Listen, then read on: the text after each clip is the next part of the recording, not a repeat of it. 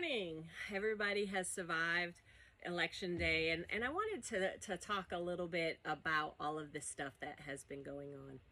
I want to discuss the nuances and the often misunderstood distinction between tolerance and affirmation, a distinction that actually reflects a lot of the complexity of living in this diverse world with many different lifestyles, cultures, religious views. As members of a nation, a global society, we are constantly navigating those boundaries of what we accept, what we support, what we celebrate, and it's different depending on your culture, your background, and religion.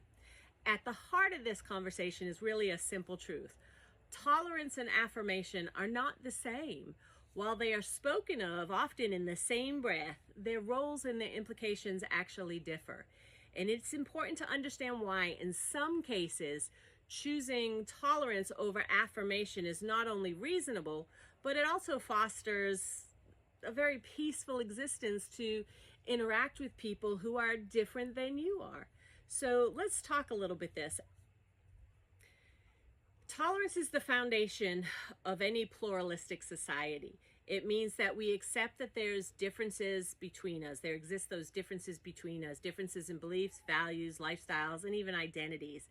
And even when those differences challenge our own convictions, they're still going to exist. Tolerance does not mean that you agree. It just means I give you the right to live the life the way you wish to be, the way you want to live it. Tolerance does not require agreement to whatever lifestyle that you choose to engage in. It doesn't demand that somebody release some deeply held beliefs to support something that they may not support.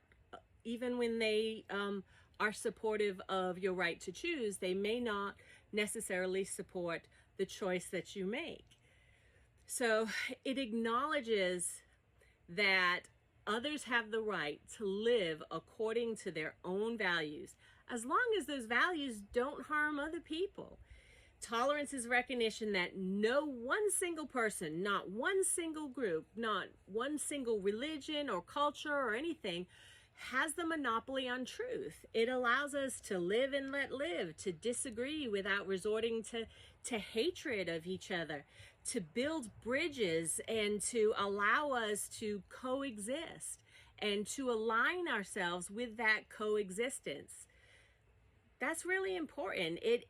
A tolerant society is one where opposing ideas can coexist and we can engage in a meaningful discussion without fear of condemnation, exclusion, or being put down because you don't agree with whatever that person is espousing. It builds a bridge of connection and allows us to coexist peacefully. Affirmation, however, is something more. Affirmation means you actively support, you endorse, or you celebrate a person, a belief, or a practice. It goes beyond the coexistence to alignment. Affirmation is important in many different contexts, particularly where marginalized individuals need allies to champion their rights and their humanity and their safety. But it is not always required, nor is it always appropriate to affirm everything that we encounter. Let me be clear. Declining to affirm something does not equal rejecting someone's humanity. It simply means that we don't see eye to eye on certain beliefs and practices. We can tolerate without affirming something. We can respect a person without endorsing whatever that person is trying to say. The distinction is so vital because affirmation demands alignment. And alignment also tends to touch on those deepest principles, those values, the sense of identity of who we are. Not every belief, not every behavior, not every lifestyle is going to allow with our convictions. And you know what? That is perfectly okay. A society that forces people to affirm erodes the authenticity of a person's individual conscience. Imagine a world where any type of disagreement is seen as hatred, where tolerance is deemed insufficient, and where every individual is required and compelled to celebrate what they cannot in good conscience endure. That world does not foster harmony. It breeds resentment and it silences diversity of thought. But tolerance is not the lesser value. It's a noble one. It tends to require humility to admit that another person can see the world different than you do. And it's the maturity to allow them the freedom to live their truth while holding fast to your own. Tolerance bridges gaps between our differences without demanding that we erase those differences altogether. So my encouragement, especially in light of all of the dissent and hatred that I have seen prior to the election, during the election, and post-election, let us commit to being tolerant to each other, not with passive indifference, but with active respect to other people's. Stand firm in your own beliefs, and that is okay, but allow other people the right and the freedom and the safety to do the same. That's real important, because even though you actively disagree with something, you should not be doing any behaviors that places somebody who disagrees with you or has a lifestyle different than you at physical harm and risk.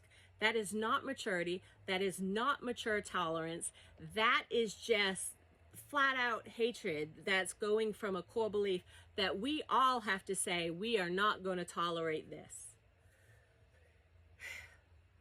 So let us seek understanding. Take some time to talk with people who have a different opinion than what you have, because they have life experiences, they have values, they have culture that's different than you do, and that's okay. If you shut your mind, you're never going to grow. But if you try to listen to somebody, whether you agree or not, listen to somebody and give them the respect to hold that space. Give them that respect to know that I'm doing my best to understand you, even when I can't actively affirm whatever it is I'm trying to understand. Tolerance isn't just a virtue anymore. It's actually really a necessity. And when you practice it well, it paves the way for a society where individuals in their differences can thrive, secure in the knowledge that while we don't always affirm with each other, we always need to learn how to respect each other.